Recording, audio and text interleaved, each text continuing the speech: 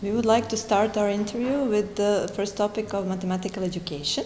So we would like to know your opinion on what's wrong with the mathematical education today and what's essential for mathematical education. I think the main problem with mathematical education today in most of the world is it's a system that was designed for life at the end of the 19th century. It was developed in order largely to respond to the Industrial Revolution, the Scientific Revolution, and so we were teaching mathematics in an era when you couldn't even live if you couldn't add up and subtract, because buying things, selling things, everybody had to do computation. So it began with computation, it went on from there, and it was largely developed to live in a world and to do things in a world where if a computation had to be done, a person had to do it. Eventually we had mechanical devices that people could use, so towards the 40s and 50s, 1940s, 1950s, it became possible for people to do mathematics, essentially arithmetic, complex arithmetic, with machines, but the people still had to do the thinking. And that was the case for thousands of years, so 2,000 to 3,000 years since the beginning of mathematics. Mathematics has been something that people had to do in their heads, maybe with a paper and pencil. In the 1960s, we got the first of the technologies that did the calculations for us. First of all, after the mechanical calculators, we had digital calculators, then we had programmable computers, and now, in the 21st century, if I take my iPhone out of my pocket and go onto the cloud, I can solve any problem through university undergraduate level mathematics. They can all be solved. So we now have machines that do all of the computational, procedural mathematics. That means human beings will never again do that in their lives. You still have to learn some mathematics in order to use those machines. But whereas before the 1960s, the main goal of mathematical teaching from society's point of view was to make people numerate and able to do the calculations that they had to do in their heads with paper and pencil, that was changed to having to, it just changed so that instead of having to focus on procedures and computation, what we have to do now is make it possible for people to use those technologies. It's almost as if for 3,000 years people had to learn how to build and maintain an automobile in order to drive it. Now, all you have to do is learn to drive the mathematical automobile, because machines do all of the details for us. In the real world where people use mathematics, it's no longer the case that people do computations in their head in the same way.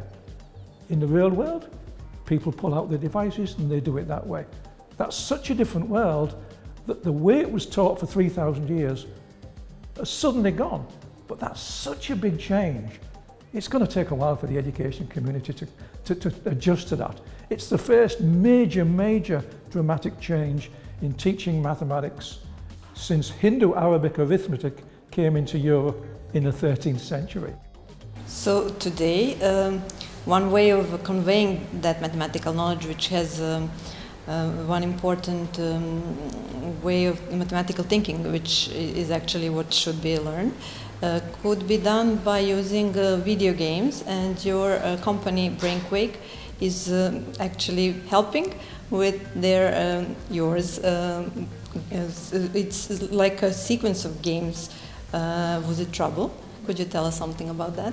Yeah, and you use that term mathematical thinking. I was one of the people that introduced it. I used it to distinguish between mathematics as it used to be, which was procedural, formulaic, computational, to the kind of thinking we have to do today with mathematical tools. So thinking about mathematical teaching in terms of mathematical thinking, and I introduced an online course, a MOOC, in 2012. It was actually the first mathematics MOOC of all, and it was not about mathematics in the old style, it was about mathematical thinking.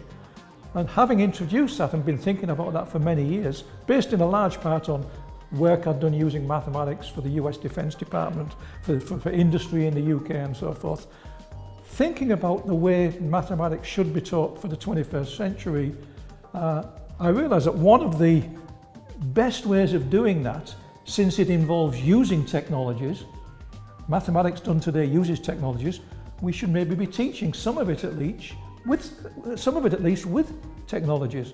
and the most ideal technology for people to learn mathematics, at least through middle to high school level. It changes at the university level. But middle and high school level, an awful lot of mathematics can be best taught in a video game environment. It just is. When I first started saying that, people sort of got very shocked because they're thinking, oh, I'm talking about some first-person shooter or something like that. Well, I mean, I could have been actually, but I actually didn't have that at the back of my mind. Maybe we should use the word simulator. If you want to learn to fly a plane, it's dangerous to learn it in a real airplane. You go in a simulator and you go through and you get an exam in the simulator, and when you've done that, you can go out in the world and fly a real plane. Video games can be developed, and the ones we're developing at Brainquake are developed in that way. Video games can be developed as mathematics simulators, so you can learn how to solve mathematical problems in an artificial environment. You could then go on and build a nuclear power station. And if you go wrong in a nuclear power station, people die. So using mathematics in the world can be just as dangerous as flying an airplane.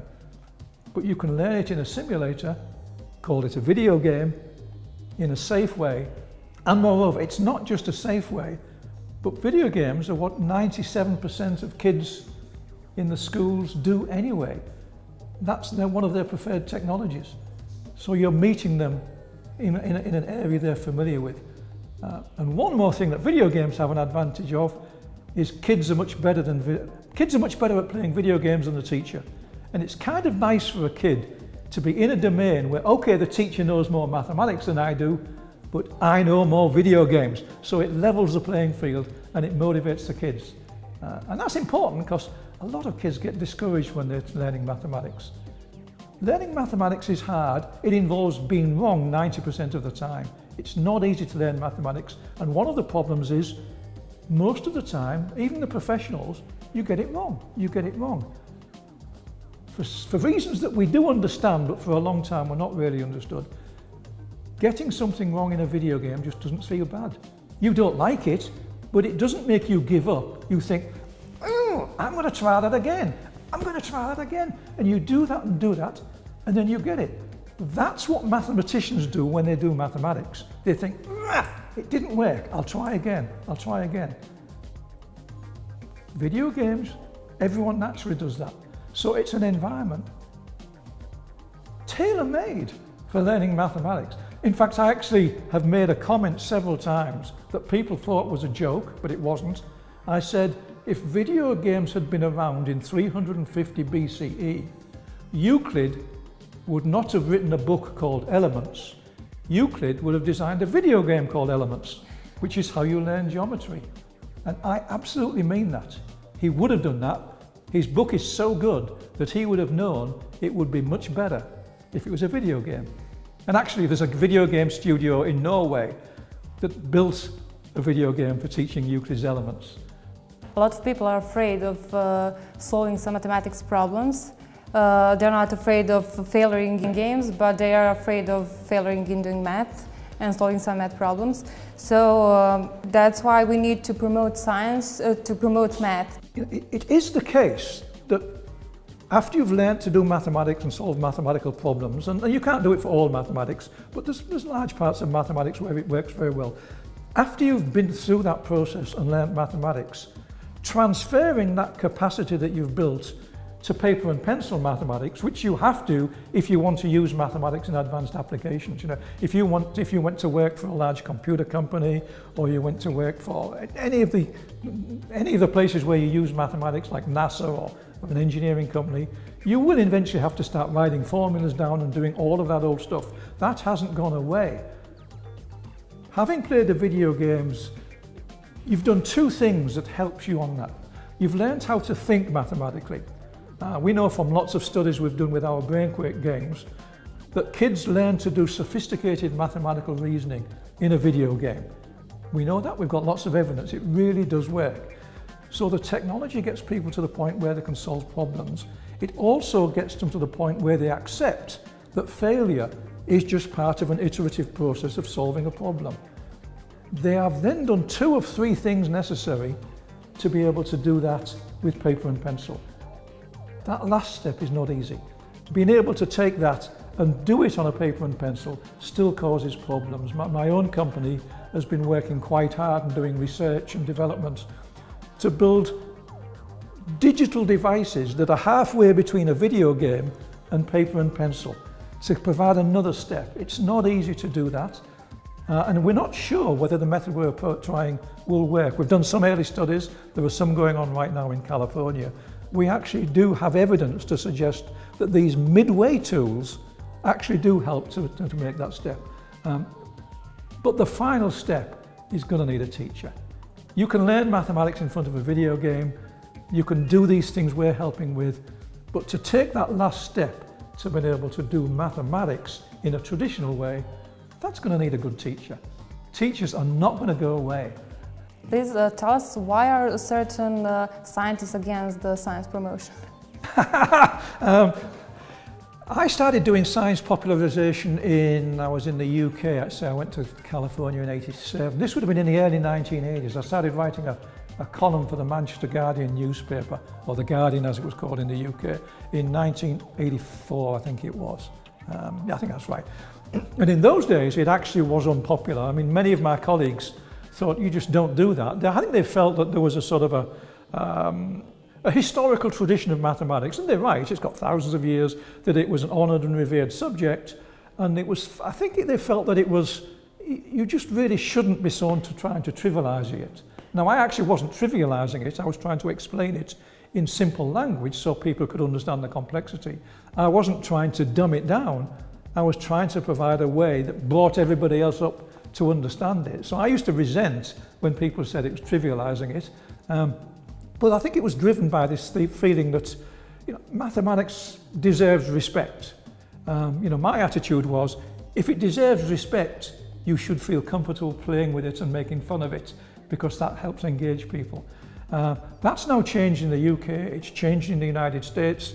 I've actually been offered professor positions based in large part on the fact that I've done science outreach, science popularisation. You know, you've got people like, you've got the book The Brief History of Time. You've got all these popular scientists, mathematicians, these scientists and mathematicians that write popular books.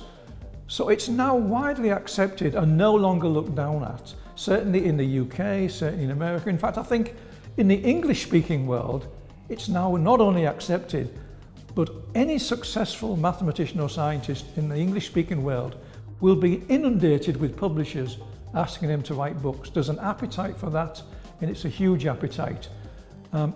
Part of, I think, what's going on is that people have seen that very respected mathematicians, you know, Stephen Hawking with his Brief History of Time, and you've got Nobel Prize winners and Fields medalists in mathematics writing books. So once you see the greatest people in the field writing popular books, it gets accepted.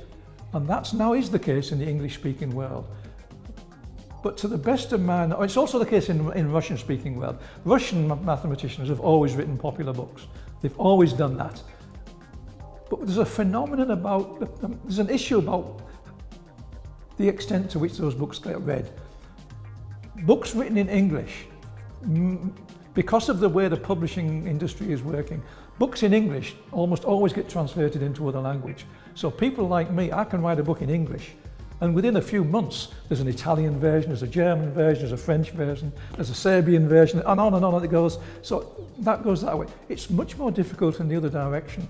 So there's a motivation for people like me to do it, and there's a satisfaction of seeing what I've done out there in the world in different languages and so forth. But if someone in Serbia, for example, wrote a book, it may not get translated into English. So there's not going to be the feedback.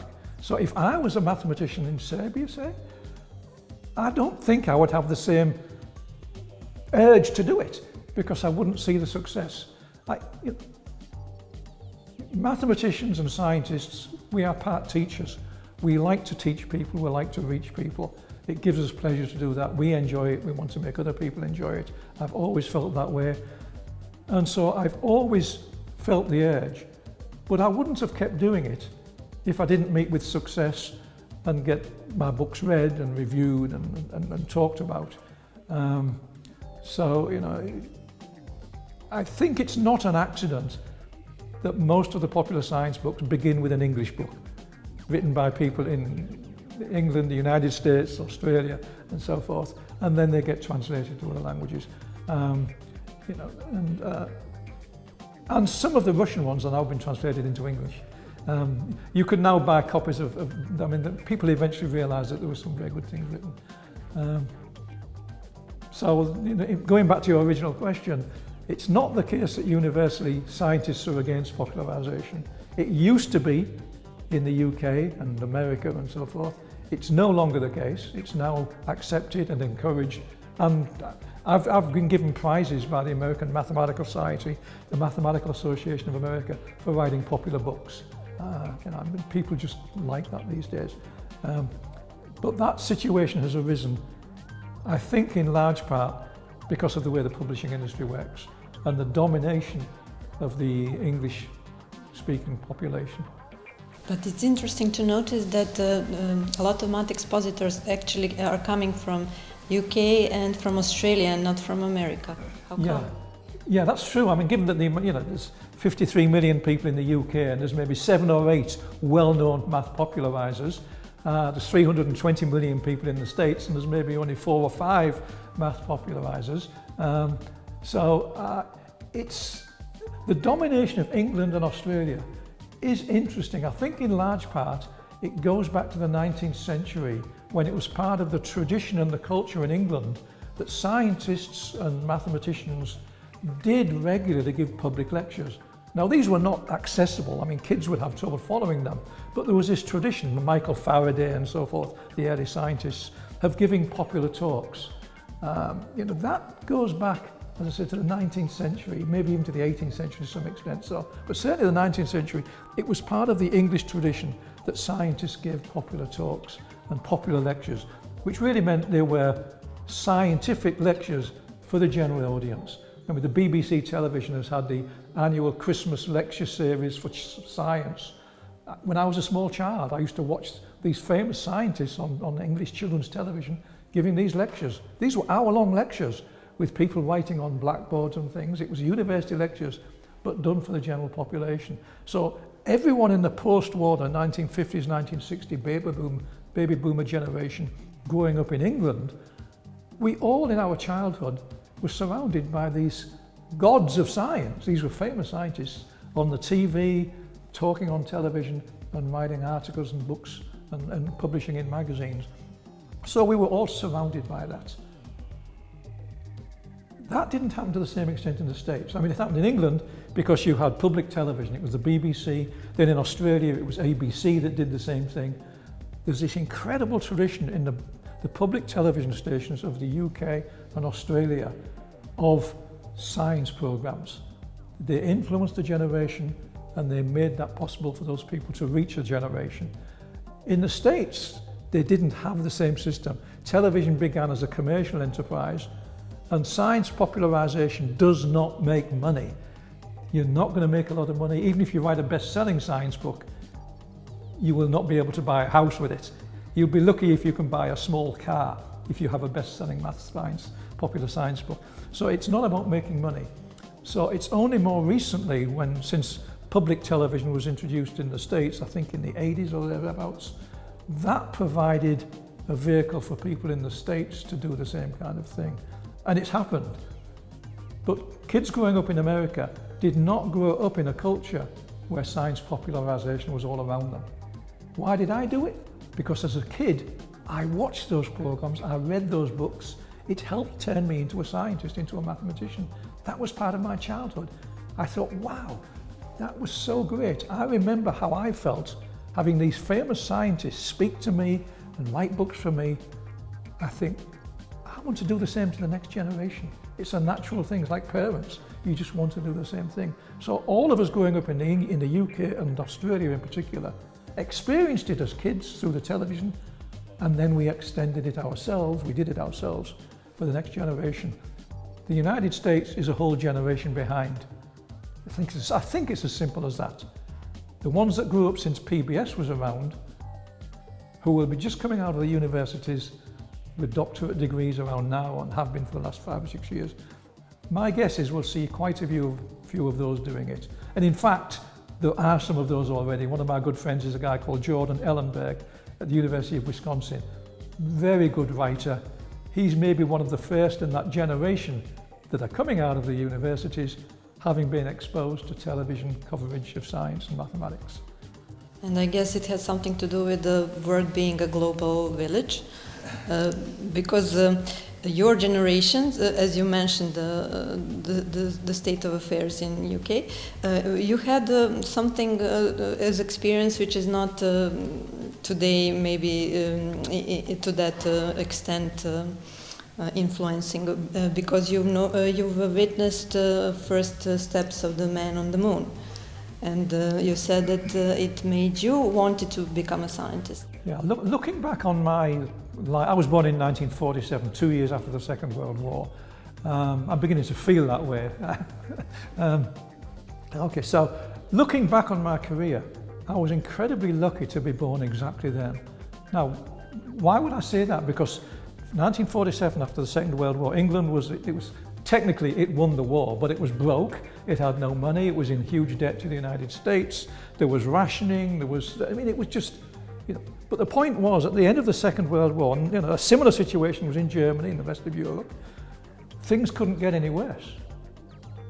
So things could only get better. So I grew up in a generation where we all felt it's our world and we can do whatever we want to do. We actually felt that way at school. It's, you know, in the UK they started the National Health Service, they started all of these public services, the BBC television began, we had television. You have all of these things beginning, and you have people, a generation who think, my parents went through the war, it was a bad experience, we are not going to do that, we're not going to make the same mistakes again, and we can do whatever we want. Which is why in the 60s, you get the Beatles, you get the Rolling Stones, you get the great drama. You know, you go to Hollywood, most of the big producers and directors are expatriate Brits. They went across the United States. Nothing stimulates creativity than starting with nothing and with a feeling that I can do anything. So that baby boomer generation, literally we thought we could do whatever we want.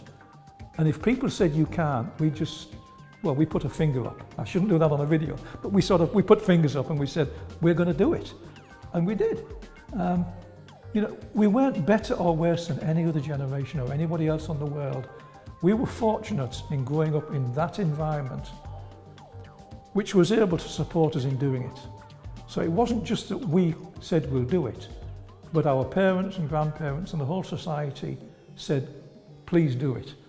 So we grew up in this amazing time of growth. And as I say, that's why you got all of the arts and the creativity in the music scene and the movies and the theatre and the sciences. And it all started in the mid-1960s. Because if you're born in 1945, you are 20 in 1965. That's what did it. So we know what it takes to be a very successful creative society. I'm not sure it's worth the price though. The price was the Second World War.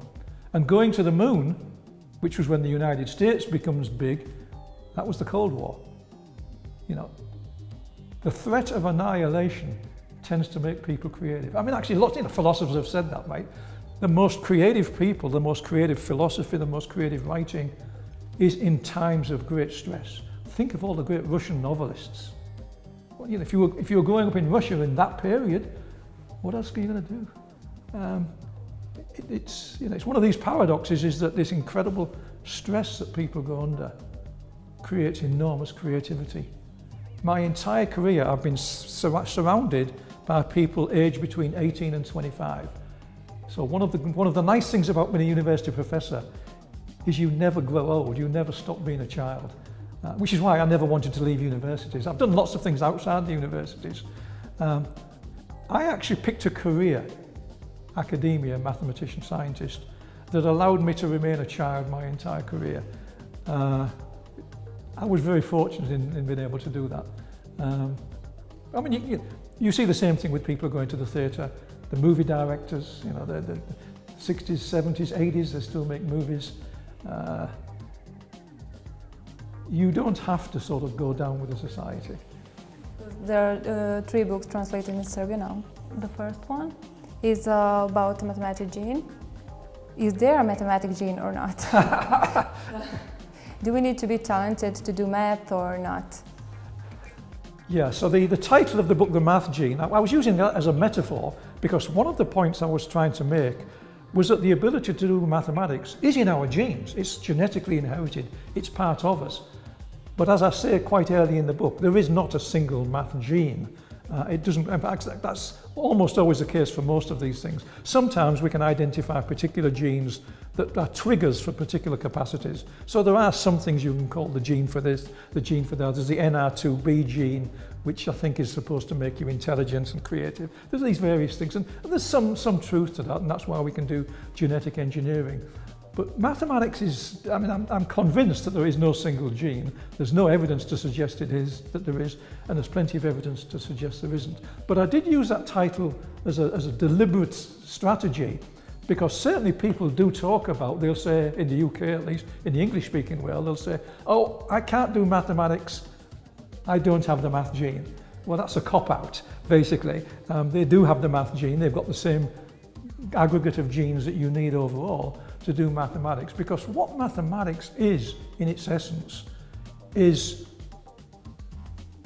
the formalization of the innate strategies for optimization.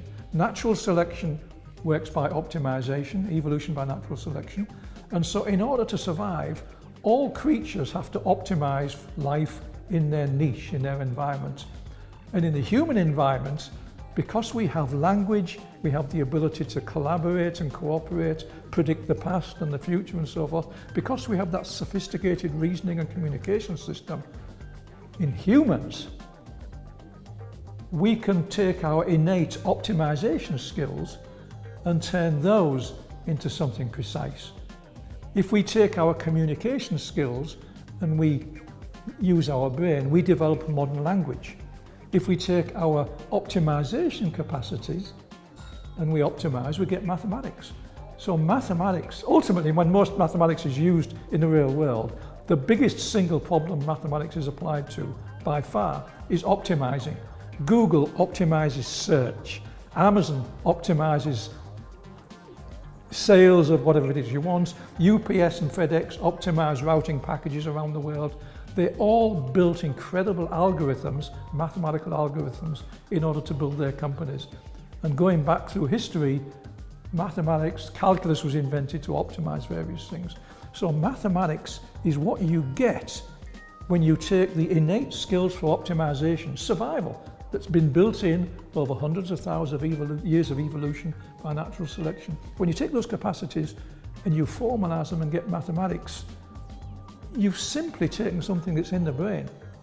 What I did in the math gene was look at the historical record, the evolution record, the capacities of various kinds of animals, because if humans can do mathematics as a result of natural selection, other creatures should be able to do it too. And indeed they can. Birds that migrate solve incredibly complex trigonometry problems. They don't use paper and pencil, they don't use a calculator, they have a brain that is built to do that kind of computation. Other creatures do too. Birds that have songs for communication, they have songs that vary on the number of times they repeat a note and so forth. They have a sense of numbers. Many creatures do. So other creatures too have often quite sophisticated mathematical skills for doing certain things. They're innate. We have innate mathematical skills too, but we haven't exploited those the same way. In fact, if anything, we have probably lost the innate capacities. People these days cannot find their way around without Google Maps, actually. We need someone talking to us. We have replaced our ability to negotiate space, first of all with a compass and with a map, and now people don't even need to read compass. They don't use a compass, they don't use a map. They get Google out and the lady tells us which way to go. And so these, when you don't use an ability, you've lost it. So we have over the generations lost most of the innate capacities for sort of spatial location and finding our way around, because we've developed it another way. We've used our brains and now our tools in order to do the same things in a different way. But the capacities themselves are still there. And in the math gene, what I did was say, what capacities, specific capacities, did we have that when you bring them together and mix them together and put them in an oven for 300 degrees for 2 hours or whatever, when you try to bake a mathematical cake, what are the ingredients? And I isolated, I think it was 7 or 8 capacities. One was a sense of numbers and numerosity, counting things, the ability to count, which many creatures have. Another one was spatial reasoning. Many creatures have spatial reasoning. You know, monkeys swinging from tree to tree can estimate distances. Most creatures can. Dogs can actually do sophisticated catching a ball that humans use calculus to solve the problems. So if you have a dog, it's better at calculus than you are unless you get a degree in mathematics, because it can solve the same problems its own way. So there were these 7 or 8 different capacities, and what I did in the math gene was I isolate them, explain why they got into the gene pool, and they all got into the gene pool because of evolution. You know, when we came out of the oceans onto the savannas, we needed to develop geometry. We needed to have a sense of space and distance. You know, dolphins can count and do other things. They maybe have some sort of spatial reasoning, but it's not the same as ours. But if you look over human evolutionary history, you will find these capacities that got into the gene pool for reasons we understand. It was just survival. You know, you need to understand numbers, because don't waste your energy climbing a tree if there's only 5 coconuts when there's a tree over there with 50 coconuts. Climb that tree, otherwise you'll die. So simply by passing on your genes, we refined in the gene pool these ingredients for mathematics. And as I say, I listed 7 or 8 of them, maybe 9. It's 2001 that book came in, I forgot the details, but a small number of them. And then the other thing I did was, having explained why they got into the gene pool and made it clear that everybody has them. They all have those capacities to some degree or other. Then I said, okay, what does it take to bring those capacities together to be able to be a mathematical thinker, to do mathematics? And then it gets very interesting, because it seems, and all of the empirical evidence suggests this is the case, it seems that to bring them together successfully, first of all, you need to have a lot of motivation. But not just naked motivation. You need to have emotional involvement and engagement, and somehow actually want to do it. It's a tricky thing to explain, but I'm trying to summarize 2 chapters of the book in 2 minutes, and it's not going to work. So, I mean, I would suggest that, you know, we get the viewers to just go and buy the book, because it is a long, but it's basically that if you have the ingredients and you have the motivational spark and you can get to the point where you enjoy doing it, then you bake the cake and you can do it. And it doesn't take long for that to happen. It happened to me when I was 16 years of age. I was struggling with these ingredients in school, and I was okay but not great. I was motivated to learn it because I wanted to go into physics. I was growing up in the Cold War, the space era. I wanted to be the first Brit to go into space, and I was too soon and probably wouldn't have gone anyway. But I was motivated to do the mathematics, but it didn't make sense, and I didn't really enjoy it until when I was 17 years of age.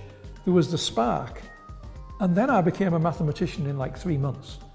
I just thought, I see what it's about, it's all clicked into place, and I'd baked that mathematical cake. Suddenly it was there and I was able to use it. Some people it takes longer, some it comes later in life. But the thing to remember is everybody has the ingredients. If you want to bake that cake enough, you can bake it. You can be a mathematician. Will you be a good mathematician? Maybe yes, maybe no. I'm an okay mathematician. Some people will say I'm a good mathematician. I'm certainly not one of the best 10 mathematicians in the world. I'm not one of the best 100, maybe the best 1,000, but that's a lot of people in the realms of mathematics. And maybe 1,000 has been generous. Maybe I'd have to go to 5,000, whatever it is. It's okay, but it's, you know, and it's not because of want of trying. You know, I am the best mathematician I could be. There were other mathematicians who I think, you got further than I did, and that's fine. And we're all in part of the club. So it doesn't mean to say you can be a good mathematician, but you can be an okay mathematician if you want to. And if you don't, well, there's other things to do in the world. Second book, published by Center for the Promotion of Science, is Unfinished Game, about probability. It's between a correspondence between Fermat and Pascal. And the book inspired us to create the event, May Month of Mathematics. And we wanted to explain some basics of probability, because probability is a very young segment of mathematics. Probability actually born from gambling. Yep. Well, so when you ask someone who likes to gamble, do you know how to gamble? Do you know how to track? So they, yes, I know, I can solve that. But when you ask them, can you solve me something for probability, or can you multiplicate something or divide something? I'm not clever enough for math. But if you ask him, do you know, or her, do you know how to read? They're never going to say, oh, I didn't know. They will be embarrassed if they don't know something common to... You know, there's something kind of interesting about that. When people do that, it's obviously because they would feel somehow ashamed not to be good at it. Now ask yourself, why would people, you know, I can say, I'm terrible at playing cricket. I am. I'm terrible at tennis. I'm terrible at many things, and we have no trouble saying that. Arithmetic is one of the few things that people that feel they can't do it are very embarrassed, and they'll make a joke and say, I could never do that and things. It's almost unique that mathematics has that sting. People don't say the same thing about anything else. You know, I'll say I can't play tennis, but no big deal. Why mathematics? I don't know the answer to that question, but I've got a theory, and I've written about it on a few times over the years. You go back through human history, arguably the most important, there were two things in human history that one was an invention and one was just an evolutionary development that were huge and changed life forever. The evolution of language, language with a grammar and the ability to talk in past, future tenses, that system clearly changed life on Earth completely. Human beings without language wouldn't be human beings. I mean, the whole thing was so different. In fact, you can't even imagine what it was like. So there were these two things. One in the human history was language. And from that we get communication, great literature, etc., etc., etc. The other one was number. Once you have number, you can be very precise about 3 of these, 5 of these. You can trade with each other, you can start counting days, you can look at the weather patterns. Just as language gives you power over your environment and power over your enemies and your friends, so do numbers. Numbers is up there in importance with language for making human life different. Because of the way we acquire language as a child, by the time people are aware of whether they can speak or not, they can speak. You don't realise you're learning language until you've learned it. And so learning language just happens naturally. If you hear it around, if you don't hear it around you, you will never get it. But if you spend the first 6 years of your life not hearing language, you will never be able to learn language fluently. It's switched on when you're a child. But there's no effort to learning language. It's not the same with numbers and arithmetic. It takes effort. So you've got something that's just as important as language to human beings. One of which everyone picks up without any effort. The other one takes effort. I think it's the fact that it's so fundamental to being human to have a sense of number, that when people think their sense of number is limited, they're really ashamed. And that's the only explanation I can give for why people make these silly jokes and whatever. And as a teacher, I could respond by saying, yes, you should be ashamed. But I don't think that's quite right. Maybe I should be ashamed for not having found a system to help them learn the numbers, because it's in all of us. You know, chimpanzees can count up to 11 and do elementary arithmetic, so can various other creatures. So it's not that we don't have the capacities. So it's just as likely that people, I mean, just as people could say, people could be ashamed for not learning that, maybe society should be ashamed for not finding a way to help them make that transition. But the only, as I say, the only reason I can think of why people react that way is because they know in their bones that numbers are just as important as language, and they don't have the same capacity that's easily acquired. Moving on to probability theory, that's even more interesting, because there are two ways of looking at probability theory. As you mentioned, probability theory was developed essentially in the 16th, 17th century to help people do better at the gaming, in the gaming rooms. Games of chance, working out probabilities and so forth, the odds of rolling dice and so forth. Those were actually fairly unusual cases, because so if you're in a gaming room, if you're rolling dice or playing cards, there's a finite number of outcomes. If you toss a coin, it can only come out one of two ways. And you know that if you toss a fair coin 10 times, around 5 times it'll be heads, 5 times tails, maybe 6 and 4 or something like that. So just by tossing coins or rolling dice where there are 6 outcomes, you can get a sense of these things. On the one hand, probability theory, but it began with those gaming table questions, and it's just counting. If you want to work out the odds of getting a double 6 when you roll 2 dice, roll lots and lots of dice, and you'll realise that 1 in 36 times you'll get a double 6. So just by playing, you'll develop that sense. It's completely correct to say that all probability theory is counting. It's saying, here are the number of possible outcomes, here are the ones we've got. I've got red and blue balls. If 1 out of 4 balls is red, then there's a 25% chance of picking a red ball out of the urn with red and blue balls. So it's just counting. You count all the balls and you say how many of them are red. You count all of the dice throws, the dice rolls, how many of them are double 6. You count the tosses of the coin, how many of them are heads, how many of them are tails. That's just counting, just very, very basic stuff. So anyone who's not unable to count can do that. The difficulty is, as soon as you go away from the gaming rooms and these simple cases, it becomes extremely complicated. It becomes so complicated that even experts get it wrong all the time. Whenever I am asked to explain, I would never try to explain a probability question on live TV, because the chances are actually high, the probability is high, I'll get it wrong, because it's really easy to get these things wrong. Because so that's one of the problems with math with it. When you go to slightly more complicated ones, it's actually quite difficult to reason about these things. Great mathematicians took several hundred years. My book, The Unfinished Game, talks about that history of taking that idea of counting and getting to the point where you could apply it to something slightly more than just tossing a coin, thinking of tossing a coin in a certain kind of game. The problem that I talk about in The Unfinished Game, that took hundreds of years for 2 of the best mathematicians in the world, Pascal and Fermat, in a correspondence that I talk about in the book, to be able to solve it. And when they solved it, with many previous good mathematicians having failed, when they solved it, many people had difficulty with it. They couldn't understand it, they couldn't accept it. Pascal, the actual solution was Fermat's. Pascal, one of the greatest mathematicians of all time, didn't believe, well, he sort of believed it, because he went through it step by step and said, I can't find anything wrong with Fermat's argument, but I don't understand where he's coming from.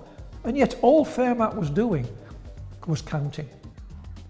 What was difficult is Fermat wasn't counting dice, he wasn't counting cards, he was counting futures. He was saying the world could be this way, the world could be that way. So you have to be able to talk about possible futures, to which there was a lot of objection from the church. The church said only God can see into the future, and here were these mathematicians saying we can't see the futures, but we can count them. Now, accepting that is tricky, because it sounds kind of wild. You mean you can count the future? You can't see them, you don't know what's going to happen, but you can count them? Well, it turns out you can, but setting it up to do that is a little bit tricky. In fact, it's more than a little bit tricky, it's very tricky. So typically, modern probability problems are actually very difficult to understand the proof, and even more difficult to get the proof. It's just a difficult thing to get round, because we are extending beyond the realm where the human mind feels comfortable.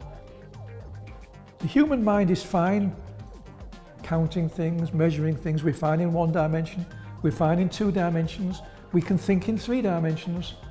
Try to imagine 4 dimensions.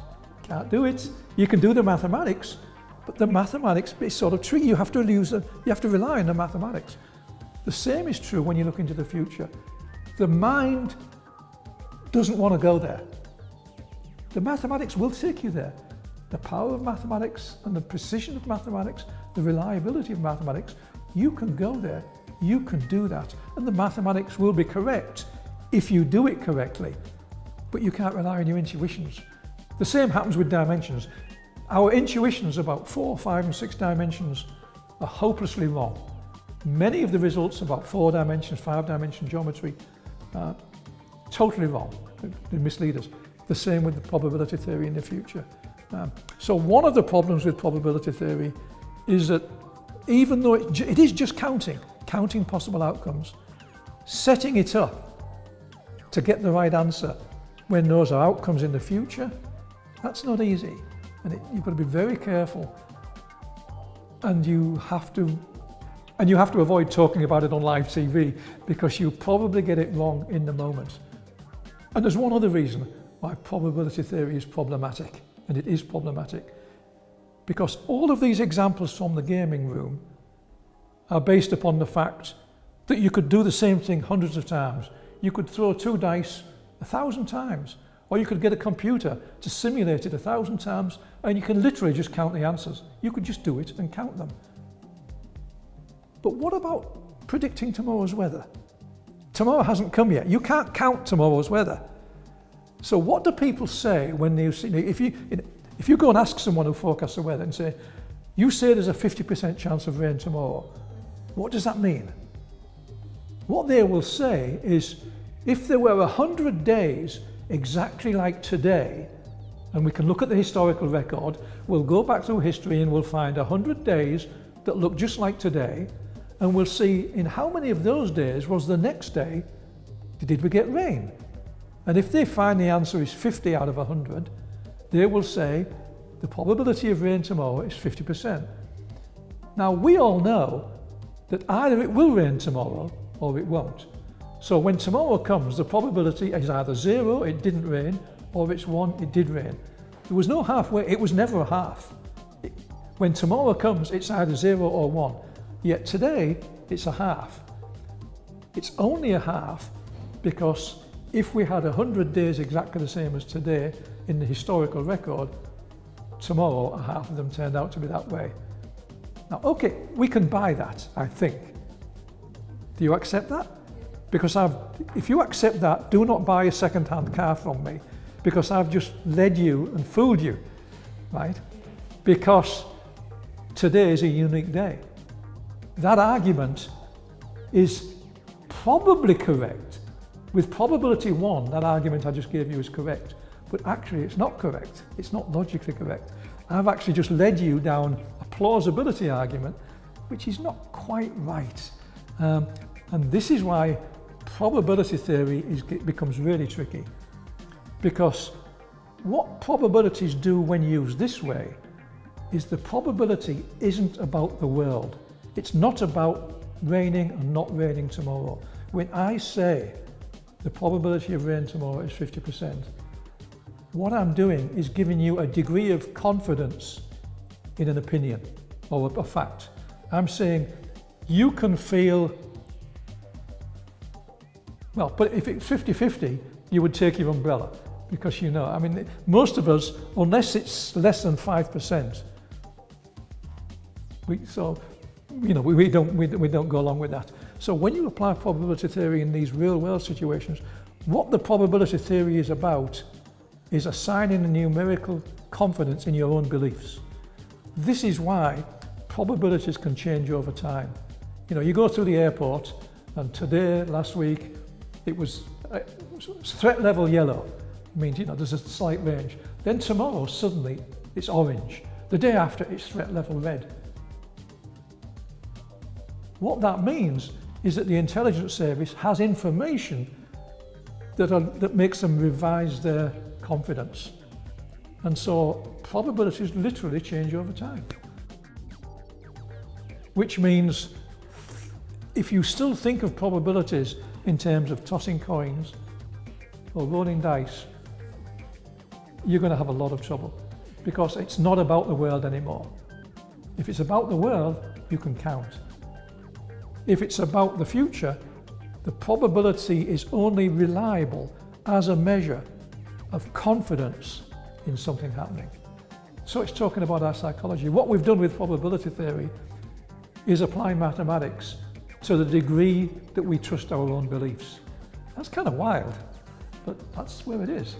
Their book, which was published in Serbian, currently the last one, but I hope not for a long time, is Finding Fibonacci. And in this book, you are actually trying to prove that Fibonacci should not be remembered by the Fibonacci sequence, but something else. Yeah, that's true. I mean, I first heard about Fibonacci in connection with this Fibonacci sequence, which is a wonderful sequence. It's a lot of fun. It's great, got educational use. It's one of the simplest examples of a mathematical, it's one of the simplest little bits of mathematics that a kid in the middle school can start to look at. You work out the Fibonacci sequence, 1, 1, 2, 3, 5, 8, add the last two numbers to get the next one. So very young kids can sort of play with these and have fun and learn to do arithmetic with them. When you get up to a sort of high school level, you can start proving results about them. The Fibonacci sequence has dozens and dozens of really cute, interesting problems. If you arrange Fibonacci numbers in various kinds of arrays, you get beautiful patterns. Not only is it mathematically fun, but the Fibonacci sequence arises all over the place in nature, in flowers and plants and things you see in the garden. So you can go into the garden, you can count petals, you can count spirals, you can do all sorts of things. So the Fibonacci sequence is a wonderful little bit of mathematics that at the same time is sufficiently simple that kids in the elementary schools can do it, kids in the middle school can do more with it, kids in the high school and university can do more with it. So you've got something which is familiar and nice and a lot of fun. So as a math teacher, I think it's wonderful. As a mathematician, I like playing, and I liked as a teenager, I liked playing with these things and trying to prove things with them. So it's a wonderful, fun thing. Later on in life, when I started to write popular books, I started talking about the Fibonacci sequence because it was a great example. But I'd learnt about writing books, and I said, well, if you're writing something about mathematics, you need to talk about the people that invented it. Who was this person, Fibonacci, that invented this sequence? Well, I found out there was someone called Fibonacci, but he didn't invent the sequence. It was known to the Hindu mathematicians in the first few centuries of the current era, 600, 700 AD, the people that invented the modern place value system of arithmetic, decimal value system of numbers, the modern number system. So they knew that sequence back then. This guy called Fibonacci, who wasn't called Fibonacci, he was given that name in the 19th century by a historian. Fibonacci was a man called Leonardo of Pisa who lived in the 13th century, and one of the things he did, the most powerful thing he did, the thing that had the most impact, was he wrote a book called Liber Abaci, which took the Hindu-Arabic number system, the one that the Hindu mathematicians in the first 7 centuries developed, 10 digits with a 0 place value system. It was embellished and extended by the Arabic and Persian-speaking traders in the 8th and 9th century around Baghdad, so it became known as Hindu-Arabic arithmetic. Leonardo writes a book in the 13th century, Liber Abaci, that takes that system and makes it available to the Western world. And he does it at the moment when the Western world is on the cusp of creating itself. In Italy at that time, early 13th century, mostly around Florence, Pisa, that general area, Tuscany, you had universities being created. I think Bologna was the first university just up the road from Florence. You had banks beginning, you had insurance policies, you had double entry bookkeeping being developed, and suddenly Leonardo's book appears and injects into that mix modern arithmetic, which makes it possible for anyone to start up in business because they can do their own arithmetic. The 13th century was the first personal computing revolution. The next one was Silicon Valley in the 1980s. The first one was Pisa and Florence, 13th century. It democratized arithmetic. Until then, you had to hire someone to do your arithmetic. The Hindu-Arabic arithmetic is a system of rules that we can all learn in the elementary school that allows you to do your own arithmetic. So it democratized arithmetic, it made personal computing possible, it literally changed the world, it made the modern world. Another person wrote, in my book Finding Fibonacci, I have a chapter that's essentially written by a professor of finance at Yale. He looked at Leonardo's book the same way I did. He observed that pretty well anyone who's got a Nobel Prize in economics, in the present era. They did it for doing something that you can find began with Leonardo's book. So that book created the Western world, modern finance, modern science. You know, modern science comes through Galileo in the same city of Pisa a couple of 100 years later. It all came out of that one place, and Hindu-Arabic arithmetic did it. That meant that Leonardo, looking aside from the fact that he didn't invent that little sequence, what he did do was help invent the modern world. That's a huge deal.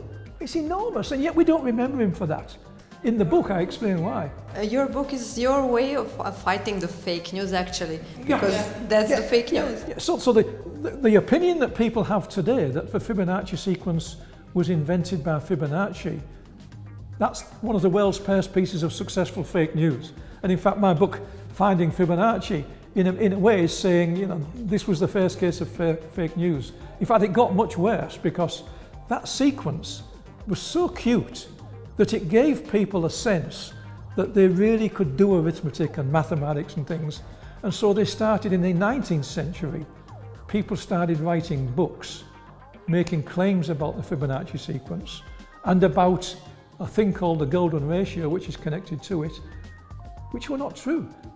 The first big era of fake news in the modern world was actually in the 19th century with people writing popular science and popular math books. So fake news is not new to mathematics. It began in the 19th century with book and article about the golden ratio. You know, the golden ratio is in the Parthenon. The golden ratio is in this piece of music. It's in Mozart. It's in Debussy. Well, actually, in Debussy you can find it. It's a different case. But I'm sure you've seen that photo of Donald Trump's hair. Yeah. Yeah. It's quite appropriate that you can actually do that with Trump's hair, because he took fake news out of math history and took it into modern world history, which is a little bit more dangerous. You know, not many people will die because we have fake news in mathematics. Although it may have happened a couple of times, I don't know. But when you take it into the real world, it's quite problematic. Thank you so much for the answers.